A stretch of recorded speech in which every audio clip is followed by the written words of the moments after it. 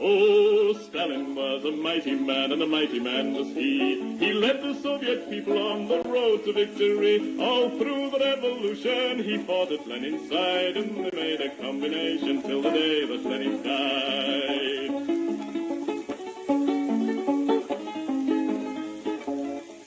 He said, come on, you people, we must work with brain and hand. And then one day the Nazis came into the Soviet land. They plundered to the Volga, to Stalingrad. And then Joe Stalin said, come on, me boys, and kicked them out again.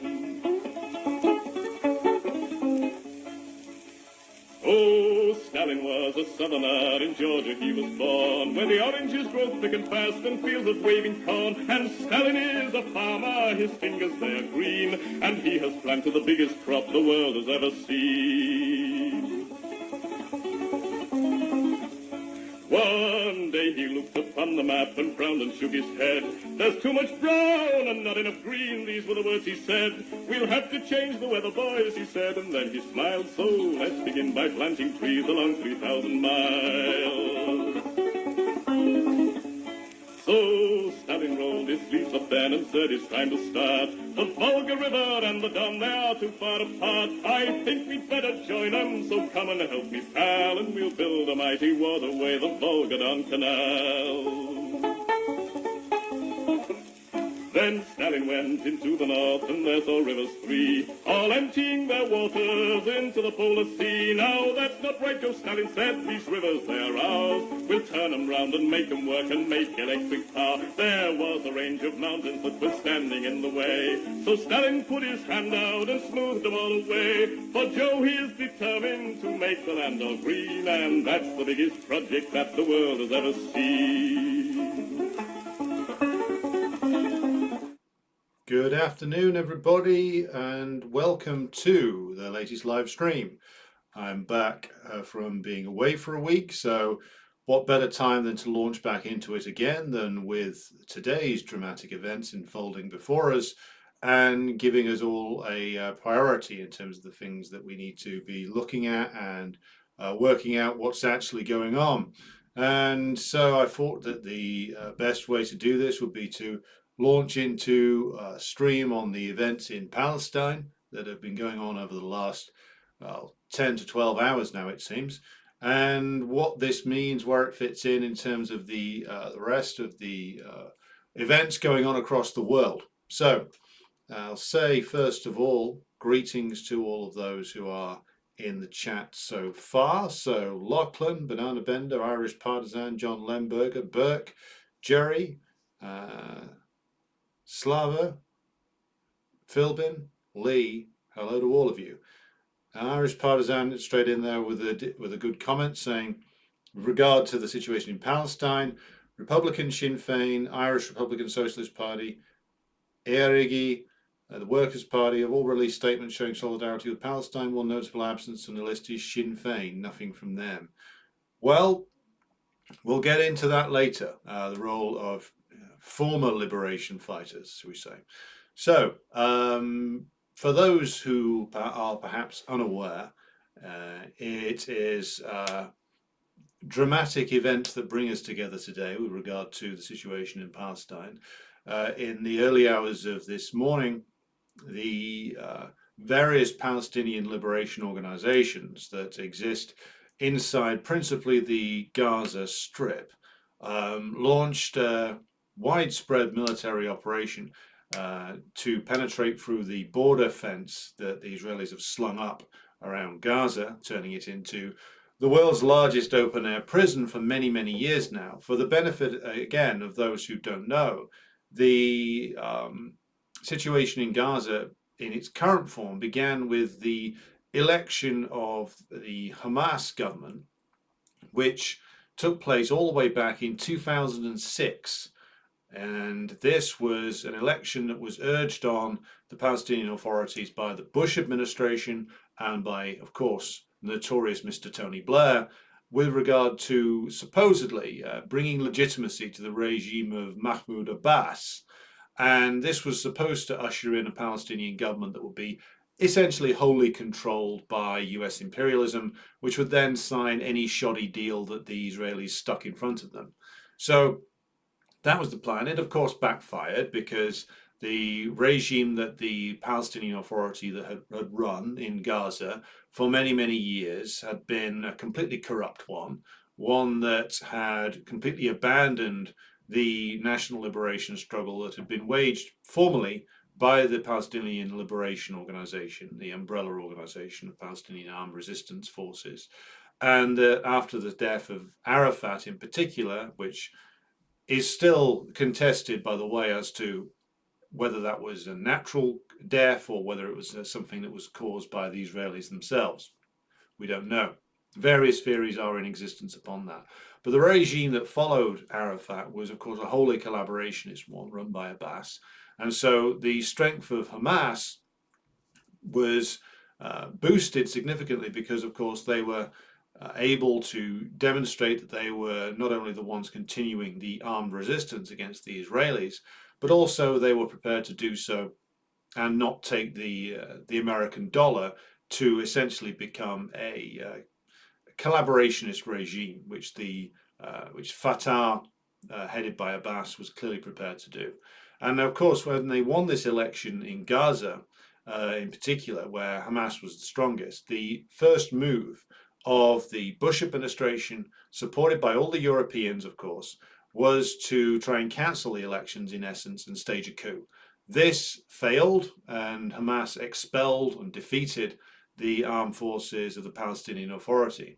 And ever since then, Gaza has been turned into an open-air prison camp by the Israelis, with the full and enthusiastic support, of course, of the various American administrations that have followed. So that's from the Bush administration all the way through 8 years of Obama, through 4 years of Trump, and now into the into the third year of Biden. Complete consistency in their support for the imprisonment of the Palestinians in Gaza, and of course, complete support, some more, shall we say, enthusiastic, like Trump was very enthusiastic about the Israelis launching pogroms against the Palestinians, and Biden and Obama slightly less openly enthusiastic, but still backing it anyway. And what appears to have happened, according to reports from both Palestinian and Israeli sources now, is that the reason why that the Palestinian forces were able to make such dramatic gains is, at least in part, because the Israeli army had been diverted to the West Bank in order to carry out more pogroms and expulsions of Palestinians from the West Bank area. Now, why is this? This is being done because, of course, the nature of the Israeli government at the moment, and as it has been for a very long time, has become more and more nakedly reactionary. It's included forces within it, including one minister by the name of Ben-Gvir, who is a Kahanist, who is part of a movement named after the ultra-extremist rabbi Meir Kahane. And these Kahanist types are openly in favor of mass slaughter of the Palestinian population. There's a number of Kahanists in the Israeli cabinet now, and they, along with Netanyahu, have cooked up this plan to essentially wholly annex the the West Bank, and expel the Palestinian population from there. That's the plan that Netanyahu ultimately has, and he's working towards that. Of course, this meets with stiff resistance, so that's why they were obliged to bring in the Israeli army. And if you follow Palestinian resistance accounts on Telegram and in other places, you can see that they've been having a tougher and tougher job trying to impose their will in the West Bank, even with the assistance of Mahmoud Abbas and the Palestinian Authority. The Israelis have been having an increasingly difficult time trying to impose themselves. So they've been transferring more and more men and equipment to the West Bank, leaving the territory near the Gaza Strip more and more lightly defended. And the Palestinian armed forces and their intelligence networks were, of course, able to pick up on this. And so hence why they've been able to launch this offensive now. And according to the latest reports, even from, again, Israeli army sources, they've taken, depending upon who you believe, either 9 or 13 towns around the area of the Gaza Strip. They've taken several heavily armored checkpoints. They've captured at least 4 Merkava Israeli tanks, which are apparently the most advanced tanks in the world, though given how the supposedly advanced European tanks have performed in Ukraine recently, perhaps we should take that assertion with a gigantic bucket load of salt. Needless to say, they've captured an awful lot of Israeli equipment, Humvees, various armored vehicles, M113 armored personnel carriers, these Merkava tanks. They've also, by using drones equipped with droppable anti-tank weapons, and have seen these videos going all around Telegram and other networks, they've been dropping anti-tank bombs on Israeli tanks and destroying them. So this is again like a bleed over in terms of influence from the NATO war on Russia in Ukraine, is that the Palestinians have been watching what the technology is that's been used, and they've been getting hold of it because, of course, a lot of this drone technology is actually fairly easy to assemble, and some of the world leaders in this are, of course, allied with the Palestinians, and that's, of course, the Iranian government, and they've been pushing the envelope in terms of drone designs, and of course learning a great deal from the performance of the drones that they have apparently been providing to the Russians, if you believe some sources, though at least they have learned a lot from how to apply them militarily. And they've been sharing that assistance with the Palestinian resistance fighters. So this is a huge event. Even if the Israelis get themselves organized and manage to take back control of these towns, it's a gigantic embarrassment for Netanyahu and his ultra-reactionary allies, and it will disgrace him and probably the policy of trying to fully annex the West Bank, if it indeed is the case that they diverted all of their forces over there and helped to enable this maneuver. The other story is that the Israeli government was planning a war, a renewed war on Gaza anyway in the next month, and the Palestinian resistance forces acted first. Now, should just emphasize that it's not just Hamas doing this. You, of course, have Palestinian Islamic Jihad and the PFLP, Popular Front for the Liberation of Palestine, Al-Aqsa Martyr Brigades. There's a large number of Palestinian groups that in recent years, in fact over the last 10 years, from many years of being divided and fighting amongst themselves, have come together in a unified command. I think, again, the influence of the Iranians there is very important, and the influence, of course, of Hezbollah, and put themselves in a unified organization in a way that can actually act with much more effectiveness to do damage to the Israelis. And the images of Israeli soldiers being captured, including, it would seem, some very senior Israeli officers taken prisoner along with Israeli settlers, taken back to Gaza and held prisoner in an attempt to, I think, bargain with the Israeli state in the end. The effect of this will be extremely damaging to Netanyahu, and it does raise some important questions about his survivability. But we've got to talk also about why the Israeli state is becoming more and more unstable.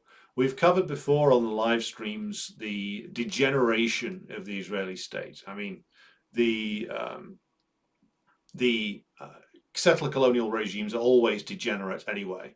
Any regime which is based on the forcible suppression of a native population is going to produce a deeply racist and also deeply unstable regime. And the question of why the Israeli state is degenerating is a very important one to consider, because after the early 2000s and the death of Arafat, the subordination of the Fatah and the PLA, and the surrounding of Hamas in Gaza, in theory, the Israeli state should have been secure. Sharon and then Netanyahu had completed the giant border wall.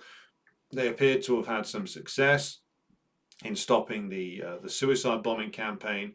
So in theory, Israel should have been secure, but it continued to politically degenerate. And that raises an interesting question as to why. And the crux of the matter is that the entire rationale for the Israeli state, not just in the last 30 years, but over the last century, has of course been the forcible suppression and expulsion of the Palestinian Arab population. Without that to unify it, the Israeli state has no rationale, it has no reason to exist. From its earliest origins, it has always been a settler colonial project and always been a particularly brutal settler colonial project. And if it's not forcibly suppressing and expelling the Palestinian population, then again, it has no reason to exist and it will fall into internal chaos and decay. And that has been proved to be the case. Even when it had apparently got the upper hand, the decay internally was significant. And we saw this manifested through military weakness, especially when it came to the 2006 war against the Hezbollah organization in Lebanon, which, if you recall, was a war that the Israelis started but couldn't finish. Now, a lot of apologists for Israel will claim, oh, we have inflicted this many casualties. We could have got all the way to Beirut, but we didn't want to. The fact is, though, that they couldn't get past the entrenched lines of defense that had been dug by Hezbollah for many years.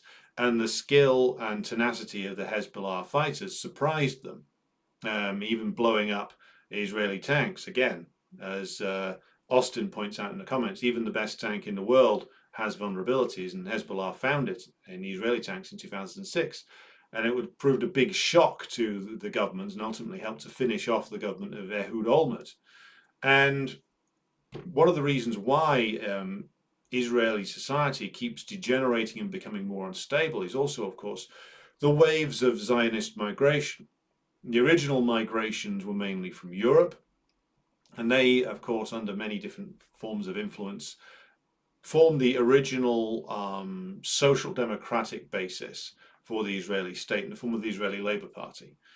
They then, of course, started to lose power to Menachem Begin's Likud party, and Begin was able to tap into support from the lower end of Israeli society, meaning the poorer end of the working class Israelis, who tended to be from Sephardic Jewish backgrounds, people who'd fled and been manipulated into fleeing from various different Arab countries, from everywhere from Morocco through Algeria, Tunisia, Libya, Egypt, Iraq. All of these places had significant Jewish populations, and the Israelis worked overtime to make sure that they fled those countries and came to Israel, where many of them, of course, the bulk of them, formed the bottom of the ladder. They were considered inferior by the Ashkenazi Jews who'd emigrated and become settlers in Israel from Europe.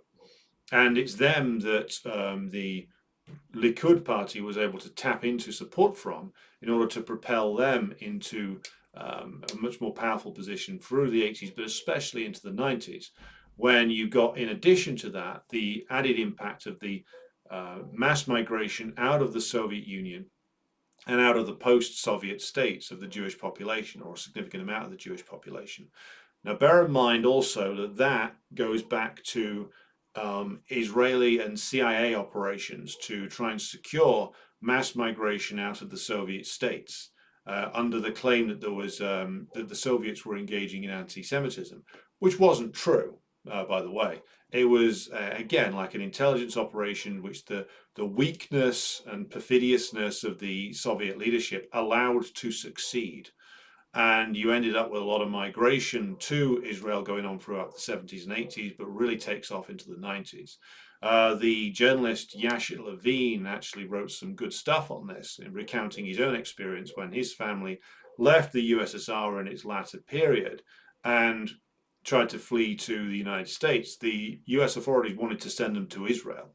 That was the default position, because Israel needs a fresh batch of settlers every few years in order for its existence to continue.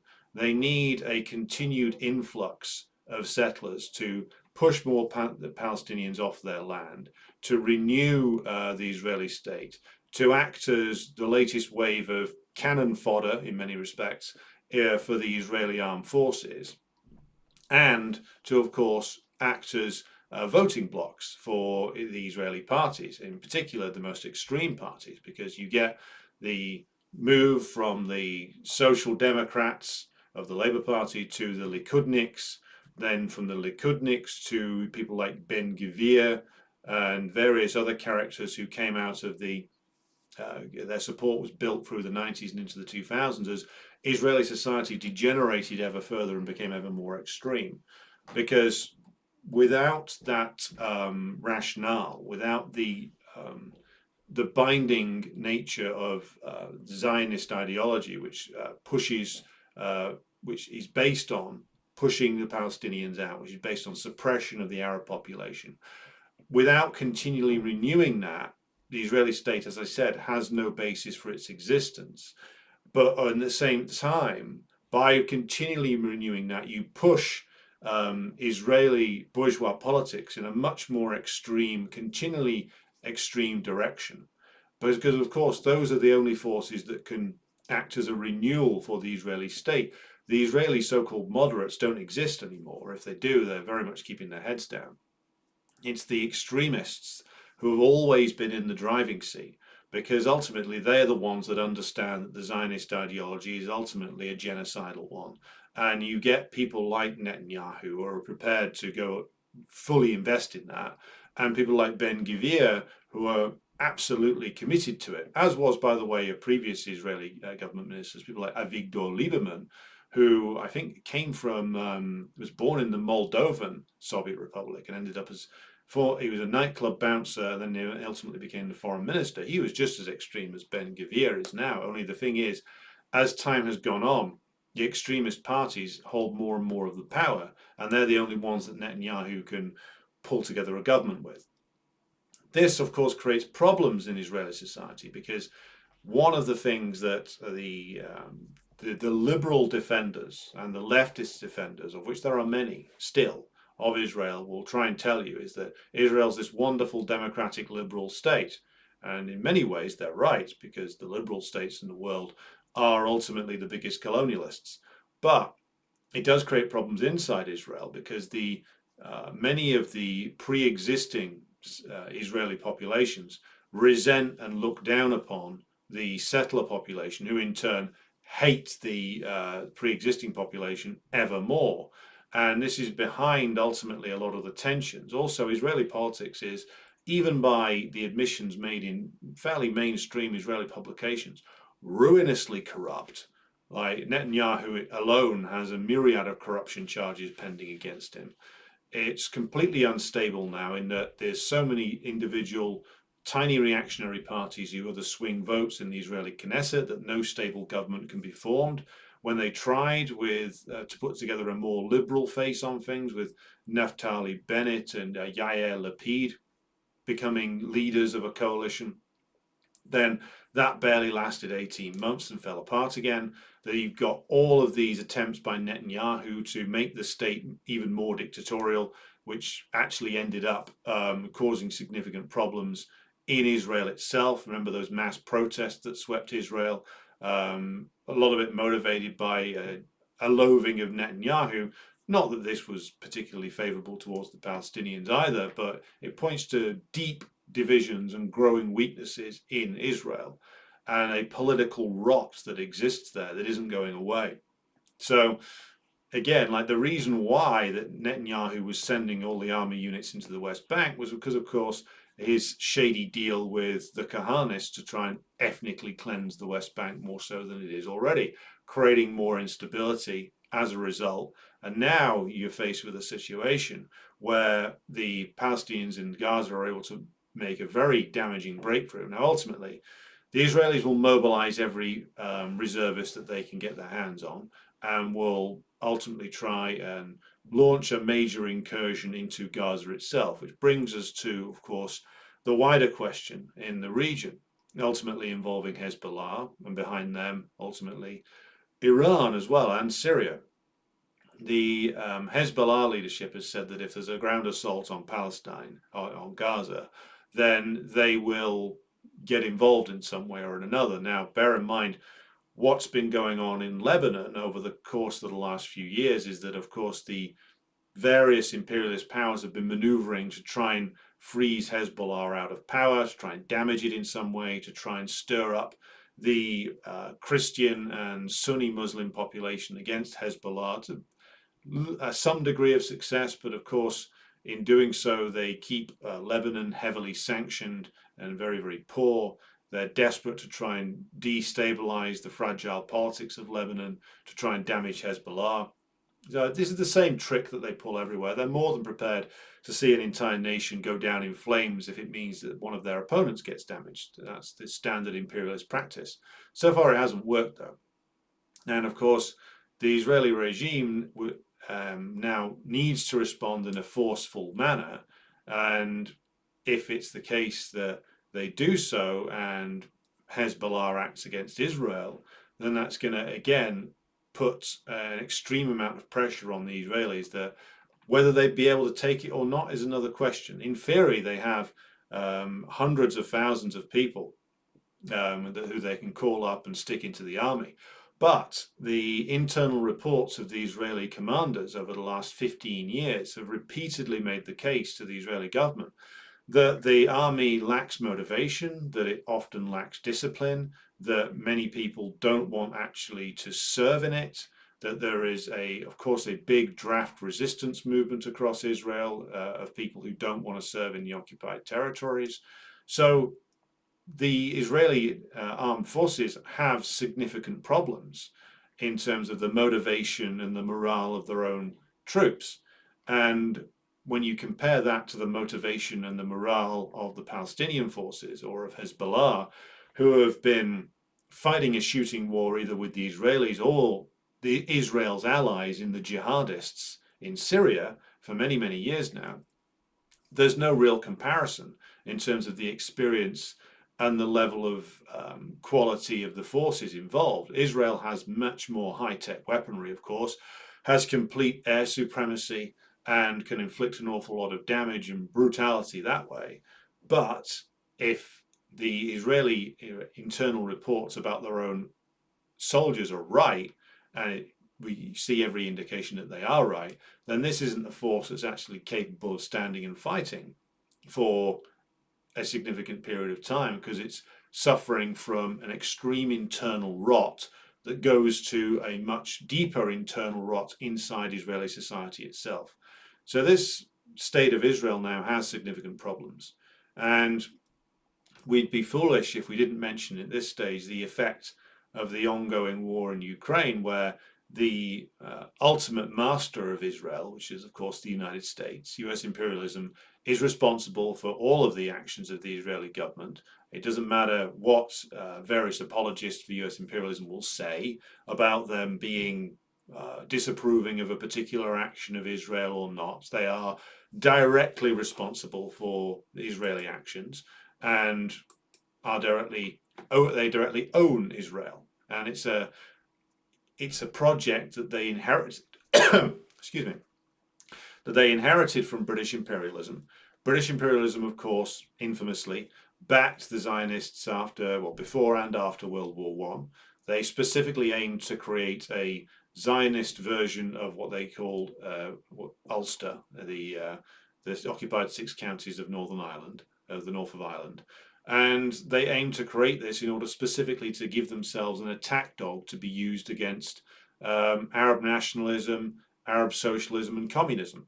And that's why the US imperialists took over the management of Israel after the middle of the 1950s. They saw its value in having this military base, essentially, in the Middle East that would be used to attack and brutalize the Arab populations and to attack the things that the United States regarded as a threat to its interests, correctly regarded as a threat to its interests, which are pan-Arab nationalism, represented by people like Nasser and the Baathists, along with pan-Arab socialism, and the ever-present threat, of course, of the Arab communist parties. and Israel was to be the military force that would be used to destroy all of these opponents of US imperialism, whilst US imperialism would appear to stand outside of the conflict in order to keep a degree of plausible deniability with regard to its own involvement in the area. Interestingly enough, there were various different points when American forces were involved directly in Israeli wars of aggression, and at certain points, the forces of the Soviet Union in the Brezhnev era fought on the side of the Arab states. And this is little known, but was apparently the case that the Soviet Air Force fought against the Israeli Air Force directly in the early 1970s. So credit to Brezhnev there for once. But the point I'm making here is, of course, that the political project that is Israel, the colonial project that is Israel, is one that is wholly controlled by US imperialism. So as a consequence of which, now US imperialism will mobilize all of the resources it can get hold of, and here's where the Ukraine question becomes relevant, to try and support the Israelis, because they've been telling the Israelis until now to send their surplus ammunition and equipment to Ukraine in order to fight the Russians.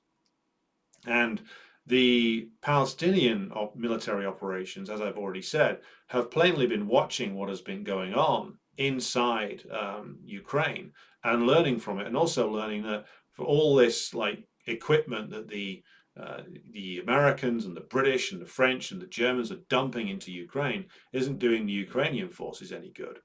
And whether the Russian government meant this to be the case or not, it is very much now becoming the case that the Ukraine war is serving as a demonstration of the old dictum from Chairman Mao in when he referred to imperialism as a paper tiger that gets worn away by the wind and the rain. Imperialism can cause a lot of destruction, but again, without the masses of their own nations on their side, the imperialist ruling classes are weak. They are colossus, or a colossus with feet of clay, so to speak. So the entirety of the imperialist system in the West is, of course, now swinging behind Israel. You get all of the imperialist politicians, to a man and woman, coming out full support for Netanyahu, full support for Israel. So you've got Trump banging on about how this would never have happened if he'd have been president. No, Israel has no greater friend than me. The great thing about Trump is that he's just so absolutely crude in the way he conducts himself that he gives away the game. As, by the way, did Biden used to. Biden used to back in the day as well. Remember the famous footage of Biden saying, if there was not an Israel to act in our interest in the Middle East, it would be necessary for us to create an Israel to act in our interest in the Middle East. So Biden is was almost as crude as Trump back when he was capable of coherent speech.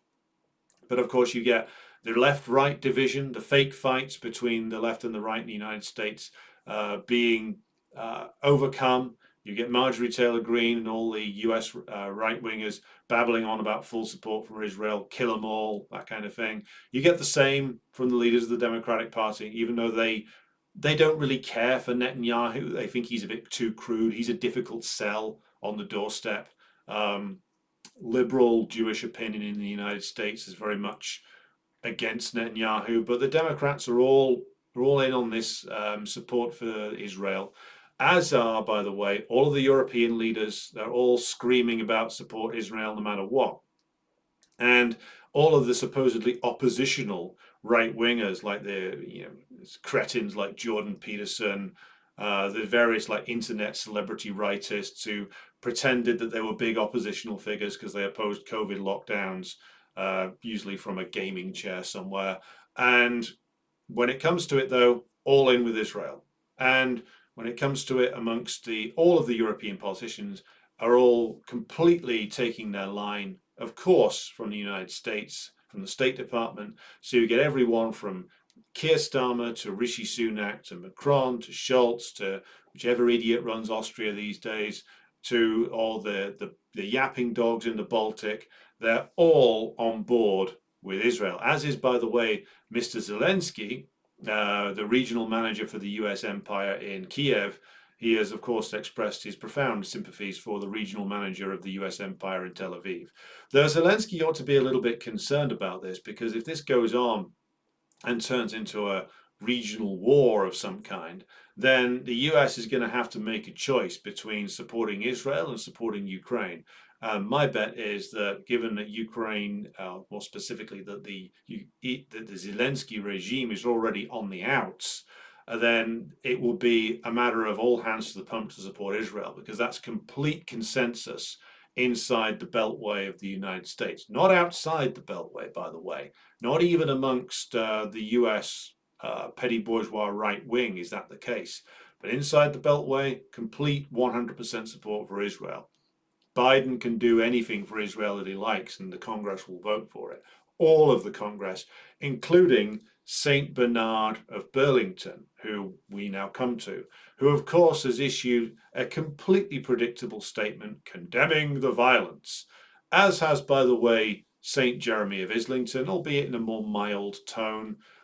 These two representatives of institutional leftism, both decrying violence, of course. Now, let's just examine that for a moment, and just how ridiculous their condemnation of violence is. Given that the Palestinian population has been subjected to over 70 years of continual armed violence by the Israeli state. Now, I know Corbyn's defenders will say, oh, well, he's in favor of peace. But what kind of peace was ever on offer to the Palestinians? Let's be clear. The whole Oslo process was a fraud. A complete fraud. What it was designed to do was to essentially shove the Palestinians into various ghettos that would be managed by a comprador figure, which is what Mahmoud Abbas is now, on behalf of US imperialism. But of course, Israel could not stand to make even those concessions. Even those concessions are too much, because to reiterate the point that we started this broadcast with, if Israel is not continually absorbing Palestinian land and pushing Palestinians off it and ethnically cleansing Palestinians, then Israel has no rationale to exist. Its entire existence is based on a mass expulsion and mass murder of the Palestinian population. If it's not doing that, then it will fall prey to all of its internal contradictions, which are myriad. And so it's stuck. It can't sign a peace deal. It can't make an accord. It can't agree to a two-state solution, because if it did, then it would collapse. That's the point. There is no peace deal to be had with this state, because the most that was ever on offer from imperialism, when it was feeling generous, was what was offered to Arafat in the late 1990s, which the Palestinian masses correctly saw as them being put in essentially a prison to be managed by essentially a regional manager appointed from Washington. And they rejected it, and that's what led to the Second Intifada. And of course, all the schemes of imperialism fell apart. And so you end up with the situation where you get people like Corbyn saying, oh, we want peace, we support peace. Well, what kind of peace? The kind of peace that was personified in the Oslo process, which was a fraud? What peace is on offer? What peace would ever be on offer from the Israeli state? The Israeli state cannot agree to a long-lasting peace deal. They cannot agree to a what the Saudis and the Qataris term a viable Palestinian state with its capital in East Jerusalem. Any Israeli government that agrees to that is fucked. They wouldn't survive. The Israeli state would implode into possible civil war if they agreed to that. So again, it is my view, happy to hear other opinions on this, that the two-state solution is a complete non-starter. It was never going to be agreed. It can't be agreed by the Zionist regime, because if it agrees to a two-state solution, it has to give up being a settler colonial regime. It has to give up being Zionist, because unless Zionism is expanding, it is nothing.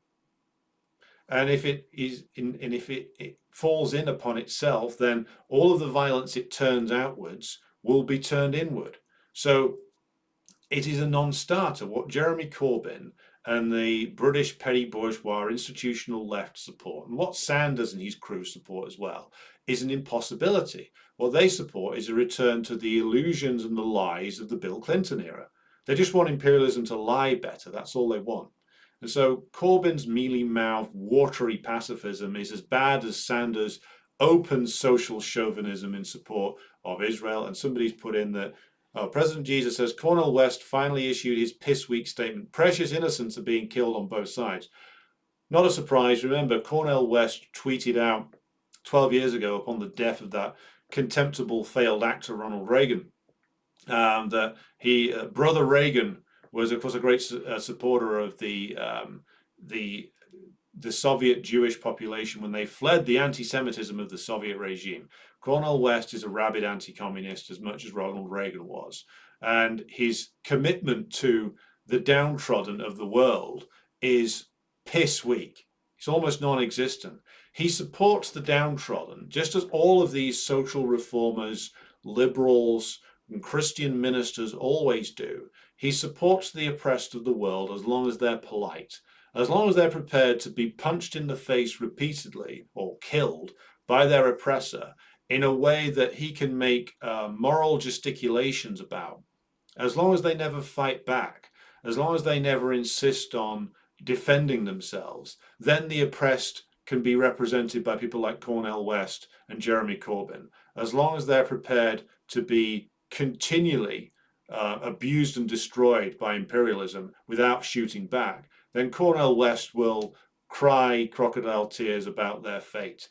As is true, by the way, for the working class population of the United States.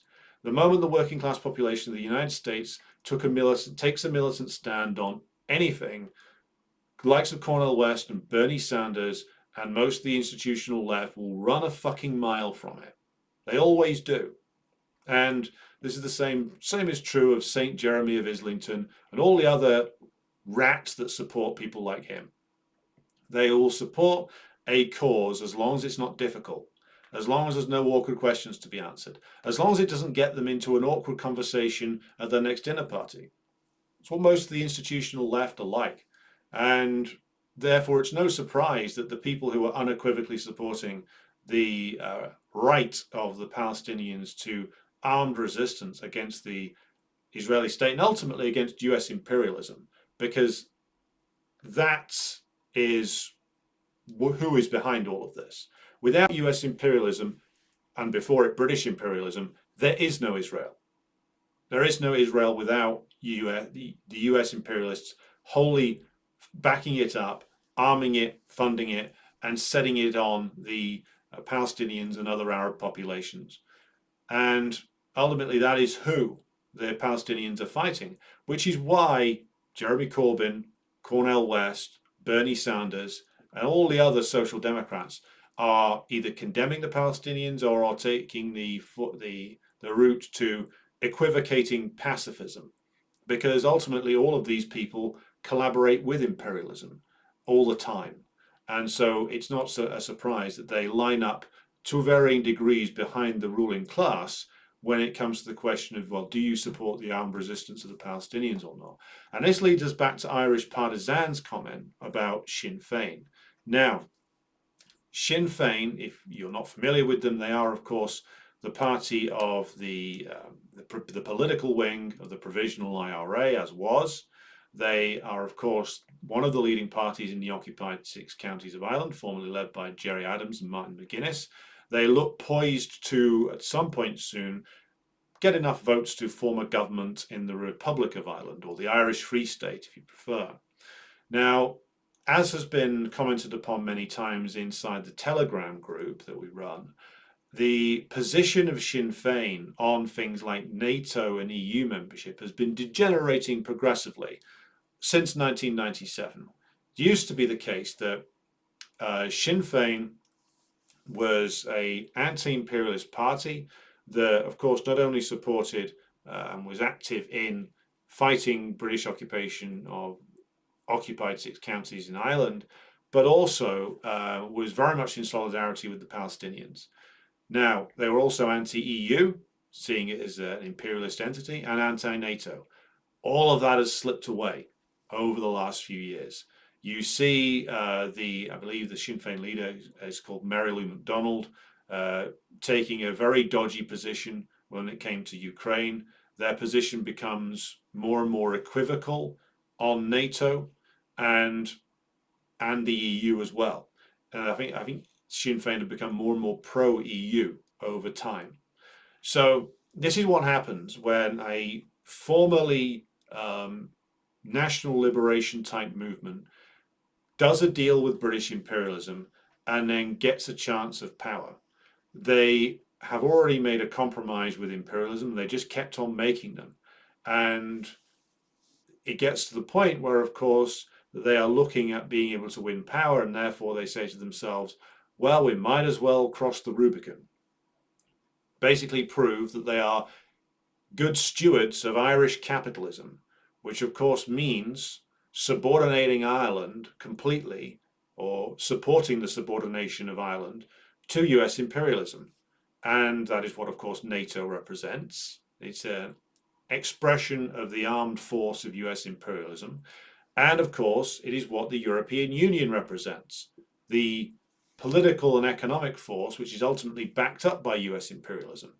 And so Sinn Féin have gone down that route. And so if they've not said anything at all about the situation in Palestine, or if they've not, if they won't support the resistance of the Palestinians, then they've proven yet again that they are on a downward spiral, an uninterrupted downward spiral, towards ultimately becoming the government of the south of Ireland on behalf of US imperialism. And I'll remind you of what James Connolly said many, many years ago, which is that you could remove the British Army from Dublin Castle tomorrow and they'll still rule you. Now, you've removed the British Army from Dublin, but of course you haven't removed, the Irish ruling class didn't remove, the influence of the British intelligence agencies inside the south of Ireland, which is still very, very strong. They, of course, are committed to now, that is Sinn Féin are, the dominance of the bigger imperialist power, the dominant imperialist power, is the US. So they've delivered, they will continue to deliver Ireland into a status of being under the boot of the dominant imperialist power. You swap out the Union Jack, the old butcher's apron, for the Stars and Stripes, or in the EU flag as well. That's the trajectory that Sinn Féin are on. And so ultimately Sinn Féin will have to be removed. They'll have to be replaced as the instrument of national liberation of Ireland. And that should be coming as no surprise, because again, we go back to the very wise words of Chairman Mao, when he stated, when he talked about how the struggle in China evolved. And I will read a little bit of this.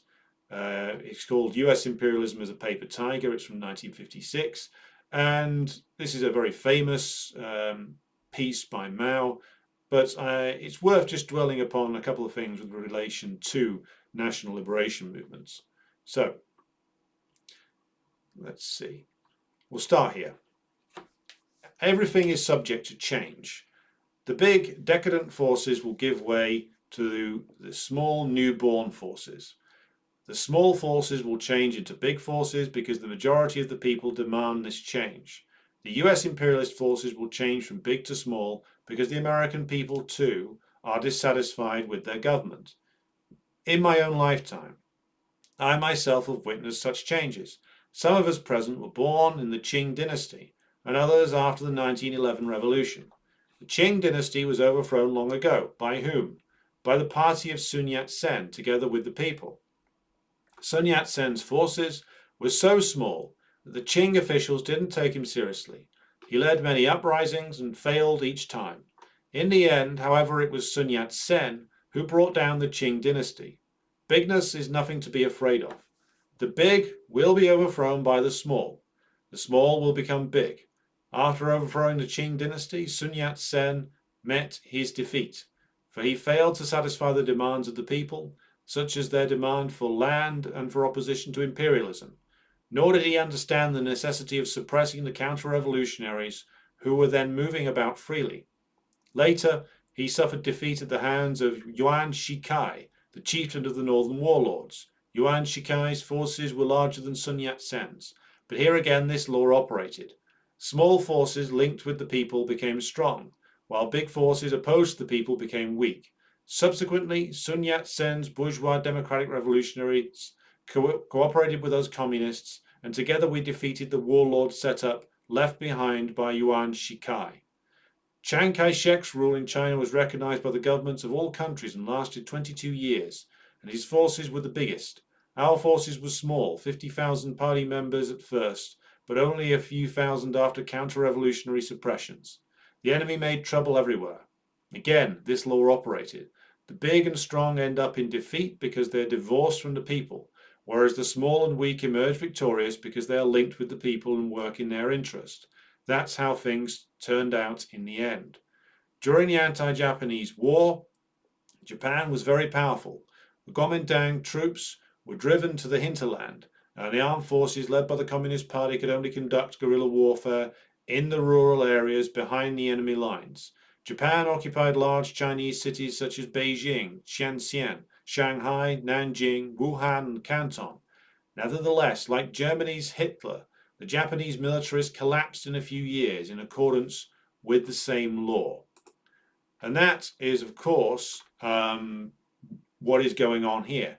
It is what will go on with Sinn Féin in Ireland. In the end, they will perhaps get their wish. They will win control of the government of the south of Ireland. They will be the majority party in the north of Ireland. But they cannot, because of their compromises with imperialism, satisfy the demands of the masses of Ireland in a situation which economically is only getting worse. And so, therefore, ultimately, when the class struggle goes through an upsurge in Ireland again, Sinn Féin will either split apart or get swept aside. Just as the forces inside occupied Palestine, such as those personified by Mahmoud Abbas, will eventually be swept aside. Just as, when it comes to the development of political struggles all the way across the imperialist nations, the various different stages we go through lead us back towards the formation of mass communist parties, because each stage the masses try something out. They try out voting for a so-called populist, they try out voting for the left, they try out voting for the right. All of this turns out to be a complete dead end, and so the masses will turn towards the communists again, as long as we have done our work in properly readying ourselves for such an occasion and immersing ourselves and rooting ourselves in the masses. So I'll catch up now with the comments in the discussion group. Okay, so what have we got here? Greetings to Gillian in Bucharest. Greetings to R.T. Burgas in Germany. Hello to my fellow resident of Perfidious Albion, Peter. What have we got here? Austin says, PFLP, that's Popular Front for the Liberation of Palestine, got increased support after the Syrian civil war, which saw Hamas side with the jihadi forces, at least rhetorically. Yeah, that was a big mistake that the Hamas leadership had to acknowledge in the end, which is that they sided with the jihadists, ultimately then having to come to the realization that the jihadists in Syria were on the side of imperialism. And they eventually reconciled with the Syrian government. But PFLP were, of course, proven to be correct about that. Banana Bender points out that Israel is scared. They should be. Their protector is weakening. Are the next 10 years vital in Israeli history, asks Lachlan. I think the next 5 years might be. I mean, they won't be able to resolve their internal contradictions without more and more aggressive outbursts against the Palestinians in the West Bank. And the more they do that, the more resistance will be generated, both inside Palestine and outside in the wider Arab population. For all that the reactionary regimes in places like Jordan and Saudi and Morocco try to normalize with the Israelis, they can't, because the Israelis, as I've said, cannot stop in their aggressive actions against the Palestinians. And as long as they carry on doing that, then even a reactionary like Mohammed bin Salman is going to be very cautious about moving forward with any normalization plan, because not only would it open up him for potential rebellion, even inside the Saudi elite, but also it would potentially destabilize the situation even further if they did so. So yes, next few years are crucial. I think in the end, the Israeli state will crumble away because it's just simply too unstable to survive. Eventually, you'll end up with some kind of a one-state solution, though I think that an awful lot of the settlers will end up turning tail and running back to the USA. So you'll end up with a huge amount of former Israelis living in various parts of the United States and Europe.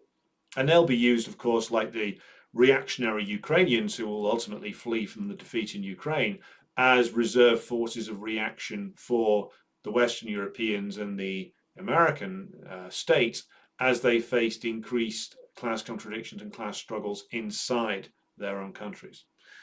Right. Philbin says, during one of the last mobilizations against the embargo of Gaza, some success in mobilizing general strike in solidarity with Arabs with Israeli citizenship. Arablist party outlawed often.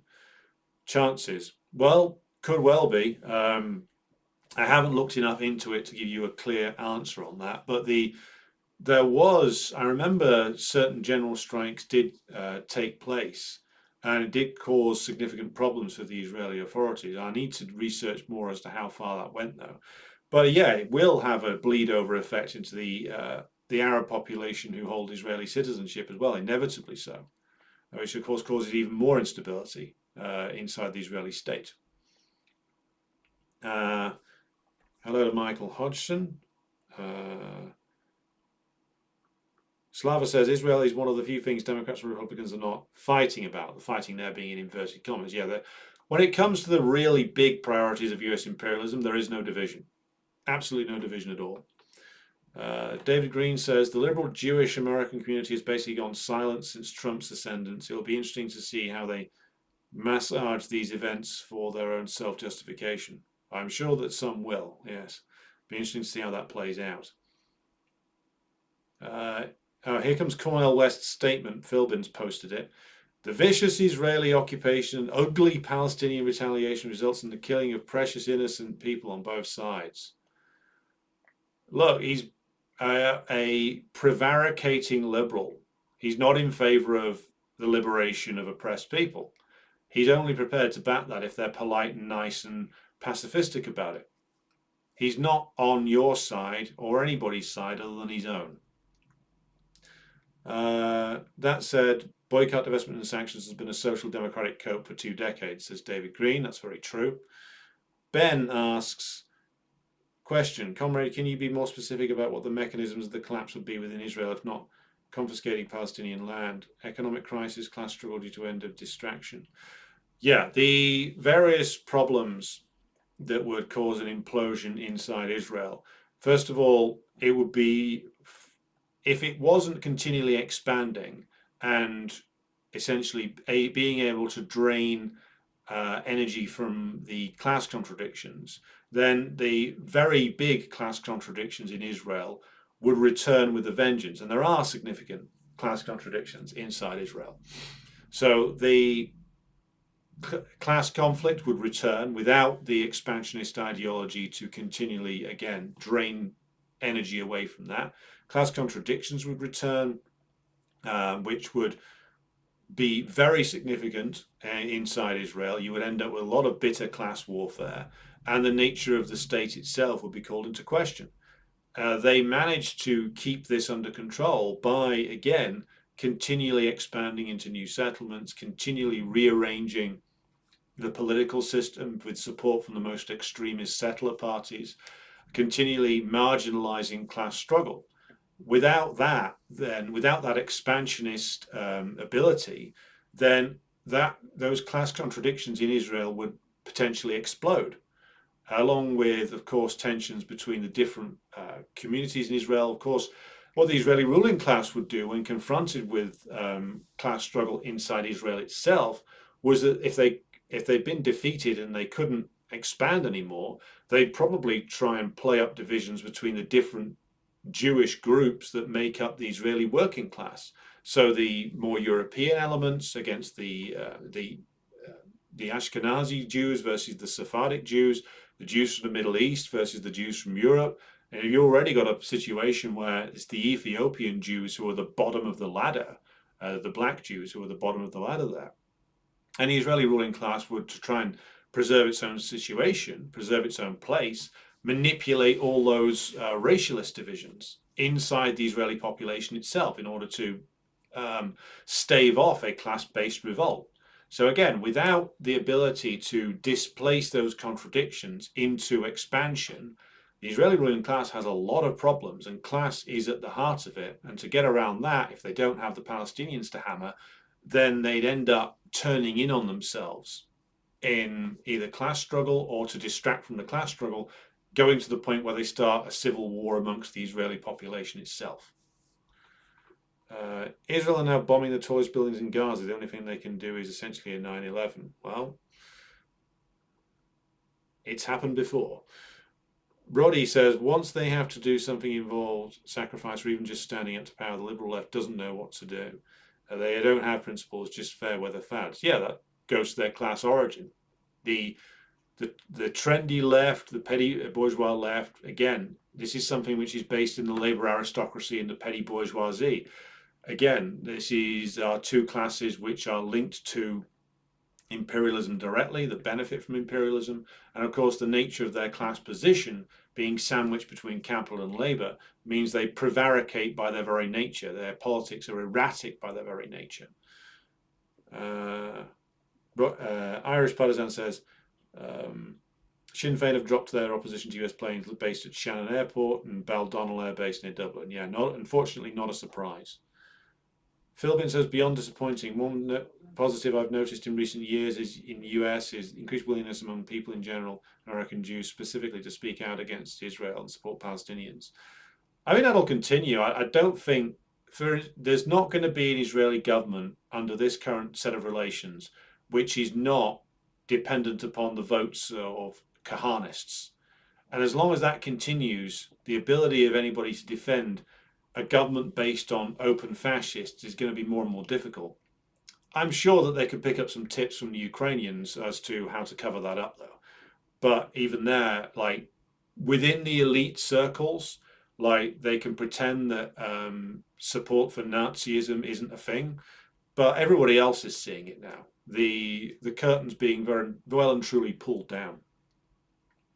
David Green says, unfortunately, Jewish Voice for Peace is being folded into the Democratic Party, as is the fate of many petty bourgeois left organisations. They either get folded into the Democratic Party, or if they're British, they get folded into the Labour Party. Okay, Irish Partisan has put Sinn Féin's statement on the Telegram channel, okay. Philbin says, Palestinian military operation, good description. By the way, is this not an incursion or an attack, but the necessary careful defensive action of immobilized people acting for their own liberation? That is correct. Good afternoon to Zuleika. My comrade Naylor says, lots of settlers already left in the last year or so. I think today's events will increase those numbers significantly. Yeah, I think a lot of the smarter ones, of course, keep their passport from their home country, mainly America. So they can leg it back to the United States if things turn south. There's a lot of footage coming out of people running to the airports to quit. I hate to make these predictions, but I think that within 10 years, this version of the Israeli state won't exist anymore. I think this is it. No matter what brutalities they inflict now, this is a trajectory that they are on, and even in the medium term, they are screwed. It could happen even quicker than that. Zuleika asks, what is the best way to respond to those who use this time to attack Palestine's resistance on the basis of Palestinians being vile misogynists and Israel being a feminist haven by comparison? This is an old one, of course. By the way, this is not a new trick. The British used to do this in India. When they occupied India, they used to say things like, well, we have to stay in India because we're civilizing them. If we're not there to save Indian women from Hindu women from being chucked on funeral pyres through what's it called, the ancient practice of suti, is it, where they would burn the deceased's wife alive with him. The British used to say, well, if not for us, look at what would happen. We are here as a civilizing influence. We are defending women.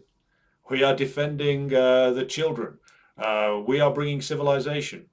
This is not a new thing. The people going around saying that the Palestinians are misogynists and Israel is this feminist and LGBTQ plus paradise. Well, it's all bullshit for a start. Imperialism, which is what Israel is a symptom of, is one of the most brutish oppressors of women and children in the world. It is the leading oppressor of women and children in the world. And it might put on this showcase every now and again, saying, oh, look at this wonderful way that Israeli women are treated. Well, there's plenty, first of all, on the most basic level, there's plenty of women, Jewish women in Israel, who are forced to cover themselves in exactly the same way that women in the majority Muslim nations are. On another level, like, what's worse exactly? The conservative and reactionary politics that you find in some amongst some Muslim populations towards women, or blowing women and children up with cluster munitions, or blowing up a Palestinian school, or arresting women en masse, shooting them en masse.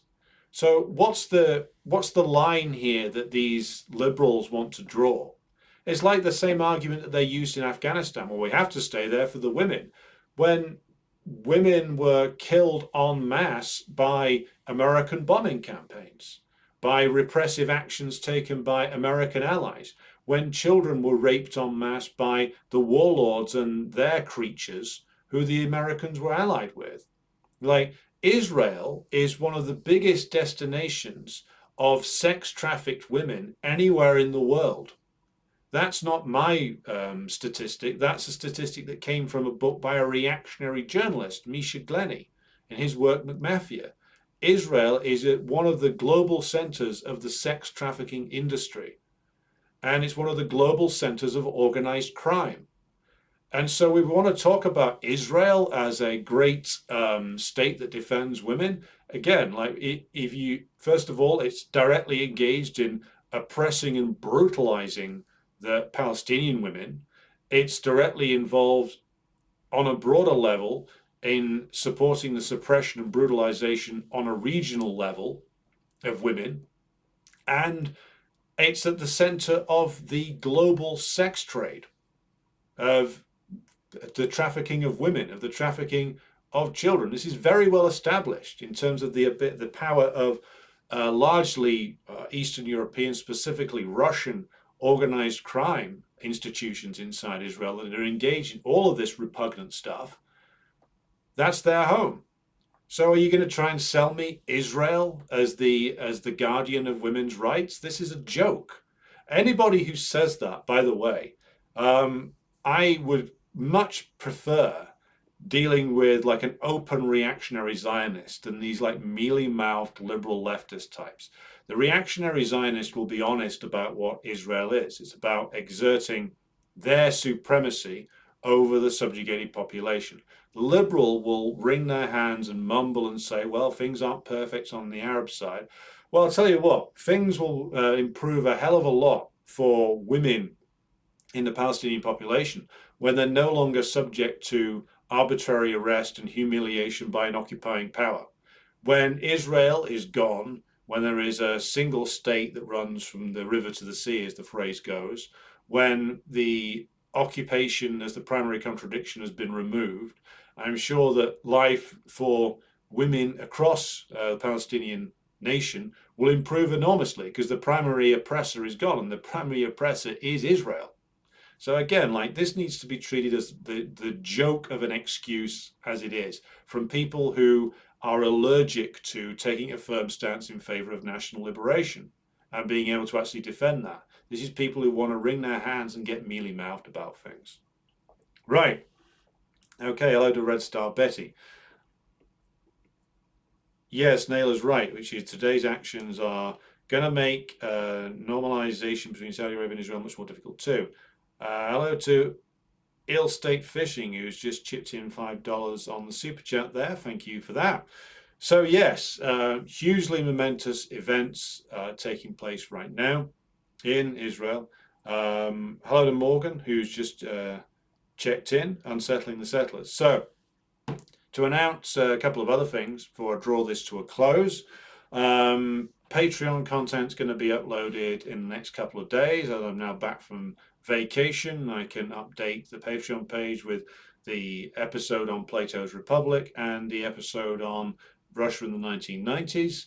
There'll be another live stream tomorrow following up on this, where I'll be talking about Putin's speech at the Valdai Club, amongst other matters, but we'll undoubtedly be coming back to this as well. So, until tomorrow when we return at 10 o'clock, I will say thank you to everybody for tuning in and contributing to what's been a very lively discussion in the chat. So that's Lachlan, Banana Bender, Irish Partisan, John Lemberger, Burke, Jerry, Slava, Philbin, Lee, Gillian, Jerry, Search and Rescue, President Jesus, Ill State Fishing, David Green, Naylor, Ben Kavanagh, Makumi, Roddy, Zuleika, Red Star Betty, Morgan. Yes, I think that's everybody. So, okay, got one more comment to deal with here. Philbin says, critique of UK movement against war, which never stopped a war, is apt, compares to recent Code Pink anti-war arrests at US Senator St. Bernard's offices, followed by disavowal of photo op by right-wing rep. Yeah, these are people who are professional anti-war protesters who never stopped a war in their lives, because it's just all about posturing and gesturing.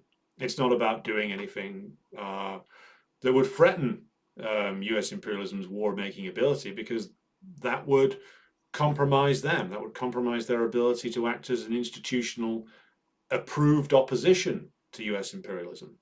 Bear in mind, US imperialism, British imperialism, French imperialism, they all have an institutional left, which is very useful because it just enables them to divert oppositional energy down dead ends. The dead end of Bernie Sanders, the dead end of Jeremy Corbyn, the dead end of Jean-Luc Mélenchon, the dead end of Die Linke.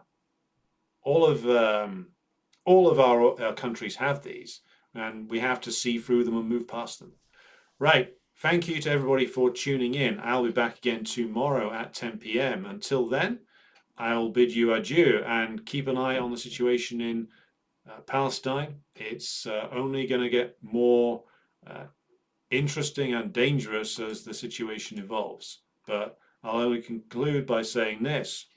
Free Palestine, and we must all always stand in solidarity with Palestinian resistance movements and their right to armed resistance against the aggression of US imperialism and its Israeli proxy. See you tomorrow, comrades. Oh, Stalin was a mighty man, and a mighty man was he. He led the Soviet people on the road to victory. All through the revolution, he fought at Lenin's side, and they made a combination till the day that Lenin died.